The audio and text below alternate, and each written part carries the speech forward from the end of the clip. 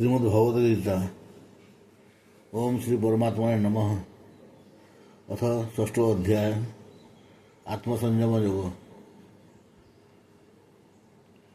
श्री भगवान कहिले, जो पुरुष कर्मफल को आश्रय न करी कर्तव्य कर्म करती से ही सन्यासी तथा जोगी अटंती।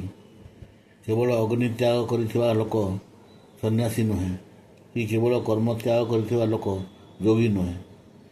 हे अर्जुन, जहाँ को सन्यास बोली कहती ताहाकु ही तुम्हें जोगी बोली जान। कारण संकल्प त्याग करि नथिबा कौनसी भी पुरुष जोगी होई पारे नहीं। जोगारूढ़ हेबाकु इच्छुक मननशील पुरुषंक निमंते निष्काम भाव रे कर्म करवा ही योग प्राप्तिर हेतु बोली कहा जाए।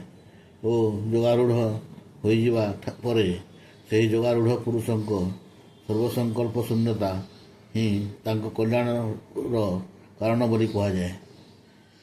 ସର୍ବସଂକଳ୍ପ ତ୍ୟାଗୀ ପୁରୁଷ ଯେତେବେଳେ ଇନ୍ଦ୍ରିୟମାନଙ୍କ ଭୋଗରେ ଓ କର୍ମମାନଙ୍କରେ ମଧ୍ୟ ଆସକ୍ତ ହୁଅନ୍ତି ନାହିଁ, ସେତେବେଳେ ସେ ଯୋଗାରୂଢ଼ ବୋଲି କଥିତ ହୁଅନ୍ତି। ନିଜ ଦ୍ୱାରା ନିଜକୁ ସଂସାର ସାଗରରୁ ଉଦ୍ଧାର କରିବା ଉଚିତ। ନିଜକୁ ଅଧୋଗତିରେ ପକାଇଦେବା ଉଚିତ ନୁହେଁ। कारण मनुष्य निजे ही निजर मित्र और निजे ही निजर शत्रु अटे। जो जीवात्मा द्वारा मन और इंद्रिय सहित शरीर को जय करा जाइछि, सही जीवात्मा निजे ही निजर मित्र एवं जहाँ द्वारा मन इंद्रिय और शरीर को जय करा जाई नहीं, से निजे ही निजर शत्रु परि आचरण करे। शीत उष्ण और सुख दुखरे तथा मान अपमान जहाँ अंतकरणर वृत्तिगुड़िक संपूर्ण शांत रहती, सेपरि स्वाधीन आत्माविशिष्ट पुरुषों ज्ञान सचिदानंद घन परमात्मा सम्यक रूपे अवस्थान करती। अर्थात तांको ज्ञान परमात्मा व्यतीत अन्य किछि ही रहे नहीं। जहाँ अंतकरण ज्ञान और विज्ञान रे तृप्त, जहाँ स्थिति विकार शून्य, जहाँ इंद्रिय माने संपूर्ण वशीभूत हो जाइछन्ति एवं जहाँ पाई माटी पथर उषुना समान तांको युक्त अर्थात भगवत प्राप्त जोगी बोली कहा जाए। सुहृद मित्र वैरी उदासीन मध्यस्थ द्वेष्य और बंधुगण ठारे धर्मात्मा मानक ठारे और पापी मानक ठारे मध्य समान भाव रखिथिबा पुरुष अत्यंत श्रेष्ठ अटंती। मन और इंद्रिय मानक सहित शरीर को वश करी रखिथिबा आशा रहित और संग्रह इच्छा शून्य जोगी एकाकी ही एकांत स्थान रही आत्मा को निरंतर परमात्मा रे लगाइबा उचित। शुद्ध भूमि उपरे क्रमशः कुश, ता उपरे मृगचर्म और ता उपरे वस्त्र बिछाई अति उच्चा किंबा अति नीचा न करी निजर आसन दृढ़ रूपे स्थापन करी सही आसन रे बसी चित्त और इंद्रिय मानक क्रिया नियंत्रण करी मन एकाग्र करी अंतकरणर शुद्धि पाई योग अभ्यास करबा उचित। शरीर स्थिर एवं ग्रीवा सड़क और अचल रखी एवं स्थिर होई निज नासिकार अग्र भागरे दृष्टि निबद्ध करी अन्य आड़े न चाही ब्रह्मचर्य व्रतरे स्थित भय रहित तथा भल भाव शांत अंतकरण विशिष्ट सावधान जोगी मन संयत करी मुठारे युक्त चित्त होई एवं मोर परायण होई अवस्थित हेबा उचित।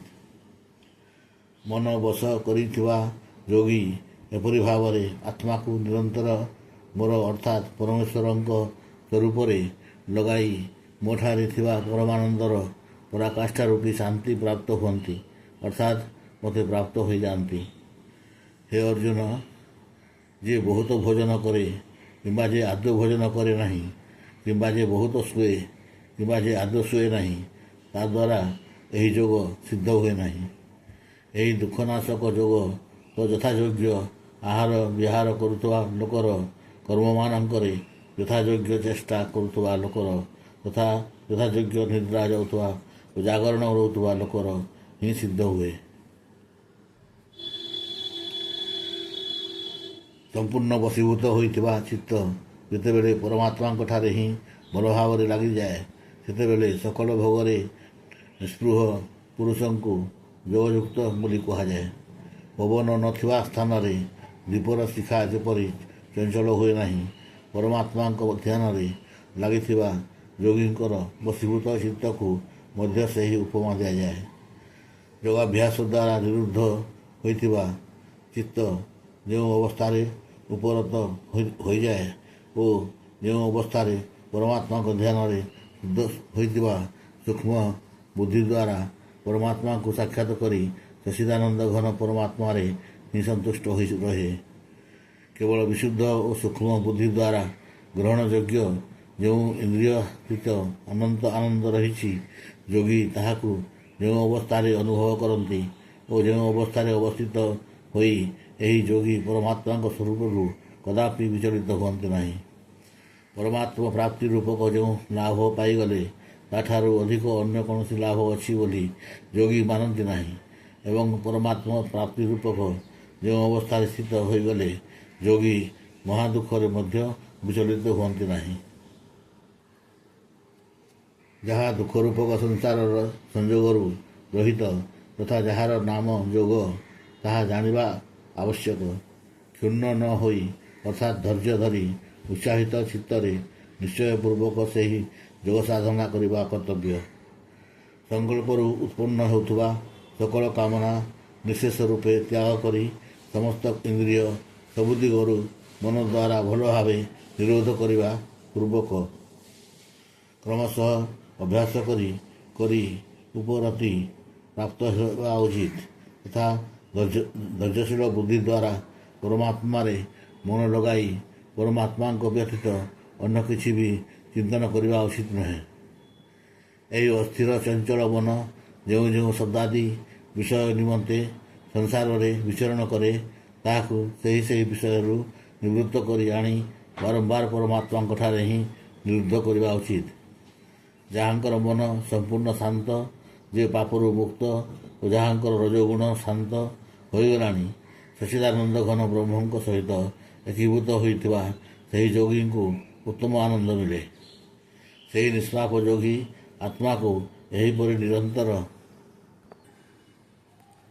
ପରମାତ୍ମାରେ ଲଗାଇ ରଖି ସୁଖପୂର୍ବକ ପରମବ୍ରହ୍ମ ପରମାତ୍ମା ପ୍ରାପ୍ତି ରୂପକ ଅନନ୍ତ ଆନନ୍ଦ ଅନୁଭବ କରନ୍ତି। ସର୍ବବ୍ୟାପୀ ଅନନ୍ତ ଚେତନାରେ ଅର୍ଥାତ୍ ପରମବ୍ରହ୍ମ ପରମାତ୍ମାରେ ଏକି ଭାବରେ ସ୍ଥିତି ରୂପକ ଯୋଗରେ ଯୁକ୍ତ ଆତ୍ମବାନ ତଥା ସର୍ବତ୍ର ସମଭାବ ଦର୍ଶନ କରୁଥିବା ଯୋଗୀ ଆତ୍ମାକୁ ସକଳ ଭୂତରେ ଥିବା ଓ ସକଳ ଭୂତଙ୍କୁ ଆତ୍ମାରେ କଳ୍ପିତ ହୋଇଥିବା ଦେଖନ୍ତି। ଯେଉଁ ପୁରୁଷ ସକଳ ପ୍ରାଣୀଙ୍କ ଠାରେ ସକଳଙ୍କ ଆତ୍ମରୂପକ ମୋତେ ଅର୍ଥାତ୍ ବାସୁଦେବଙ୍କୁ ହିଁ ଦେଖନ୍ତି ଓ ସକଳ ପ୍ରାଣୀଙ୍କୁ ମୋର ଅର୍ଥାତ୍ ବାସୁଦେବଙ୍କର ଅନ୍ତର୍ଗତ ଥିବା ଦେଖନ୍ତି, ତାଙ୍କୁ ମୁଁ ଅଦୃଶ୍ୟ ନୁହେଁ କି ସେ ମୋତେ ଅଦୃଶ୍ୟ ନୁହନ୍ତି। ଯେଉଁ ପୁରୁଷ ଐକ୍ୟ ଭାବରେ ରହି ସମସ୍ତ ପ୍ରାଣୀଙ୍କ ଠାରେ ଆତ୍ମରୂପରେ ଅବସ୍ଥିତ ମୋତେ ସଚ୍ଚିଦାନନ୍ଦ ଘନ ବାସୁଦେବଙ୍କୁ ଭଜନ୍ତି, ସେହି ଯୋଗୀ ସକଳ ପ୍ରକାର କ୍ରିୟାକଳାପ କରୁଥିଲେ ମଧ୍ୟ ମୋ ପାଇଁ ହିଁ ସବୁକିଛି କରୁଥାନ୍ତି। ହେ ଅର୍ଜୁନ, ଯେଉଁ ଯୋଗୀଙ୍କର ସକଳ ଭୂତରେ ଆତ୍ମଭାବ ହୋଇଯାଏ ଓ ଯେ ସମସ୍ତଙ୍କୁ ନିଜ ପରି ଦେଖନ୍ତି, ସମସ୍ତଙ୍କ ସୁଖ ଦୁଃଖକୁ ବି ନିଜର ସୁଖ ଦୁଃଖ ସମାନ ଦେଖନ୍ତି, ତାଙ୍କୁ ପରମ ଯୋଗୀ ବୋଲି ସ୍ୱୀକାର କରାଯାଏ। ଅର୍ଜୁନ କହିଲେ, ହେ ମଧୁସୂଦନ, ଏହି ଯେଉଁ ସମତ୍ୱ ରୂପକ ଯୋଗ ଆପଣ କହିଲେ, ମନର ଚଞ୍ଚଳତା ଦୃଷ୍ଟିରୁ ମୁଁ ତାହାର ନିତ୍ୟ ସ୍ଥିତି ଦେଖିପାରୁନାହିଁ। କାରଣ ହେ ଶ୍ରୀକୃଷ୍ଣ, ଏହି ମନ ବଡ଼ ଚଞ୍ଚଳ, ଇନ୍ଦ୍ରିୟ କ୍ଷୁବ୍ଧକାରୀ, ଅତ୍ୟନ୍ତ ଦୃଢ଼ ଓ ବଳବାନ ଅଟେ। ତେଣୁ ମୁଁ ଭାବୁଛି ତାହାକୁ ବଶ କରିବା ବାୟୁକୁ ବଶ କରିବା ପରି ଅତ୍ୟନ୍ତ ଦୁଷ୍କର। ଶ୍ରୀ ଭଗବାନ କହିଲେ, ହେ ମହାବାହୁ, ମନ ଯେ ଚଞ୍ଚଳ ଓ ବଡ଼ କଷ୍ଟରେ ବଶୀଭୂତ ହୁଏ ତାହା ନିଃସନ୍ଦେହ। କିନ୍ତୁ ହେ କୁନ୍ତିପୁତ୍ର ଅର୍ଜୁନ, ଅଭ୍ୟାସ ଓ ବୈରାଗ୍ୟ ଦ୍ୱାରା ମନ ବଶୀଭୂତ ହୋଇଯାଏ। ଯାହାର ମନ ସଂଯତ ହୋଇନାହିଁ ତାଦ୍ୱାରା ଯୋଗ ଦୁଷ୍ପ୍ରାପ୍ୟ, କିନ୍ତୁ ମନକୁ ବଶ କରିଥିବା ପ୍ରଯତ୍ନଶୀଳ ପୁରୁଷଙ୍କ ଦ୍ୱାରା ସାଧନା ବଳରେ ତାହା ପ୍ରାପ୍ତ ହେବା ସହଜ, ଏହା ମୋର ମତ। ଅର୍ଜୁନ କହିଲେ, ହେ ଶ୍ରୀକୃଷ୍ଣ, ଯେ ଯୋଗରେ ଶ୍ରଦ୍ଧାଶୀଳ ଅଥଚ ସଂଯମୀ ନୁହନ୍ତି ଏବଂ ସେହି କାରଣରୁ ଯାହାଙ୍କ ମନ ଅନ୍ତକାଳରେ ଯୋଗରୁ ବିଚଳିତ ହୋଇଯାଇଛି ସେପରି ସାଧକ ଯୋଗସିଦ୍ଧି ଅର୍ଥାତ୍ ଭଗବତ ସାକ୍ଷାତକାର ପ୍ରାପ୍ତି କରି ନ ପାରି କେଉଁ ଗତି ପ୍ରାପ୍ତ ହୁଅନ୍ତି? ହେ ମହାବାହୁ, କ'ଣ ସେହି ଭଗବତ ପ୍ରାପ୍ତି ମାର୍ଗରେ ମୋହିତ ଓ ଆଶ୍ରୟ ରହିତ ହୋଇଯାଇଥିବା ପୁରୁଷ ଛିନ୍ନ ଭିନ୍ନ ମେଘ ପରି ଉଭୟ ଦିଗରୁ ଭ୍ରଷ୍ଟ ହୋଇ ନଷ୍ଟ ହୋଇଯାଆନ୍ତି ନାହିଁ? ହେ ଶ୍ରୀକୃଷ୍ଣ, ମୋର ଏହି ସଂଶୟ ସମ୍ପୂର୍ଣ୍ଣ ରୂପେ ଛେଦନ କରିବାକୁ ଆପଣ ହିଁ ଯୋଗ୍ୟ, କାରଣ ଆପଣଙ୍କ ବ୍ୟତୀତ ଅନ୍ୟ କେହି ଏହି ସଂଶୟର ଛେଦନକାରୀ ମିଳିବା ସମ୍ଭବ ନୁହେଁ। ଶ୍ରୀ ଭଗବାନ କହିଲେ, ହେ ପାର୍ଥ, ସେହି ପୁରୁଷଙ୍କର ଇହଲୋକରେ ବିନାଶ ହୁଏ ନାହିଁ କି ପରଲୋକରେ ବିନାଶ ହୁଏ ନାହିଁ, କାରଣ ହେ ପ୍ରିୟ, ଆତ୍ମୋଦ୍ଧାର ପାଇଁ ଅର୍ଥାତ୍ ଭଗବତ ପ୍ରାପ୍ତି ପାଇଁ କର୍ମ କରୁଥିବା କୌଣସି ବି ପୁରୁଷ ଦୁର୍ଗତି ପ୍ରାପ୍ତ ହୁଅନ୍ତି ନାହିଁ। ଯୋଗଭ୍ରଷ୍ଟ ପୁରୁଷ ପୁଣ୍ୟବାନମାନଙ୍କର ଲୋକ ଅର୍ଥାତ୍ ସ୍ୱର୍ଗାଦି ଉତ୍ତମ ଲୋକ ପ୍ରାପ୍ତ ହୁଅନ୍ତି ଓ ବହୁ ବର୍ଷ ଯାଏ ସେଠାରେ ନିବାସ କରି ଶୁଦ୍ଧ ଆଚରଣ ବିଶିଷ୍ଟ ଶ୍ରୀମନ୍ତ ଲକ୍ଷ୍ମୀବନ୍ତ ପୁରୁଷମାନଙ୍କ ଘରେ ଜନ୍ମ ହୁଅନ୍ତି। ଅଥବା ବୈରାଗ୍ୟବାନ ପୁରୁଷ ସେସବୁ ଲୋକକୁ ନ ଯାଇ ଜ୍ଞାନବାନ ଯୋଗୀମାନଙ୍କ କୂଳରେ ହିଁ ଜନ୍ମ ନିଅନ୍ତି, କିନ୍ତୁ ଏପରି ଜନ୍ମ ସଂସାରରେ ନିଃସନ୍ଦେହ ଅତ୍ୟନ୍ତ ଦୁର୍ଲଭ। ସେଠାରେ ସେହି ପୂର୍ବଜନ୍ମର ଶରୀରରେ ସଂଗ୍ରହ କରିଥିବା ବୁଦ୍ଧିର ସଂଯୋଗ ଅର୍ଥାତ୍ ସମବୁଦ୍ଧି ରୂପକ ଯୋଗ ସଂସ୍କାର ଗୁଡ଼ିକୁ ସେ ସହଜରେ ପାଇଯାଆନ୍ତି ଏବଂ ହେ କୁରୁନନ୍ଦନ, ତାହାର ପ୍ରଭାବରେ ସେ ପୁଣି ଥରେ ପରମାତ୍ମ ପ୍ରାପ୍ତି ରୂପକ ସିଦ୍ଧି ପାଇଁ ପୂର୍ବ ଅପେକ୍ଷା ଅଧିକ ପ୍ରୟତ୍ନ କରନ୍ତି। ଲକ୍ଷ୍ମୀବାନ ଲୋକଙ୍କ ଘରେ ଜନ୍ମ ନେଇଥିବା ସେହି ଯୋଗଭ୍ରଷ୍ଟ ପୁରୁଷ ପରାଧୀନ ହୋଇ ମଧ୍ୟ ପୂର୍ବାଭ୍ୟାସ ପ୍ରଭାବରେ ହିଁ ନିଃସନ୍ଦେହ ଭଗବାନଙ୍କ ପ୍ରତି ଆକୃଷ୍ଟ ହୁଅନ୍ତି ତଥା ସମବୁଦ୍ଧି ରୂପକ ଯୋଗର ଜିଜ୍ଞାସୁ ମଧ୍ୟ ବେଦରେ କଥିତ ସକାମ କର୍ମର ଫଳକୁ ଉଲ୍ଲଙ୍ଘନ କରିଯାଆନ୍ତି। ପରନ୍ତୁ ପ୍ରୟତ୍ନପୂର୍ବକ ଅଭ୍ୟାସ କରିଥିବା ଯୋଗୀ ତ ପୂର୍ବର ଅନେକ ଜନ୍ମର ସଂସ୍କାର ବଳରେ ଇହ ଜନ୍ମରେ ସଂସିଦ୍ଧ ହୋଇ ସମସ୍ତ ପାପରୁ ମୁକ୍ତ ହୋଇ ତତ୍କାଳ ହିଁ ପରମ ଗତି ପାଇଯାଆନ୍ତି। ଯୋଗୀ ତପସ୍ୱୀମାନଙ୍କ ଠାରୁ ଶ୍ରେଷ୍ଠ, ଶାସ୍ତ୍ରଜ୍ଞାନୀ ମାନଙ୍କ ଠାରୁ ମଧ୍ୟ ଶ୍ରେଷ୍ଠ ବୋଲି ଗଣ୍ୟ ହୁଅନ୍ତି ଏବଂ ସକାମ କର୍ମ କରୁଥିବା ଲୋକଙ୍କ ଠାରୁ ମଧ୍ୟ ଯୋଗୀ ଶ୍ରେଷ୍ଠ। ତେଣୁ ହେ ଅର୍ଜୁନ, ତୁମେ ଯୋଗୀ ହୋଇଯାଅ।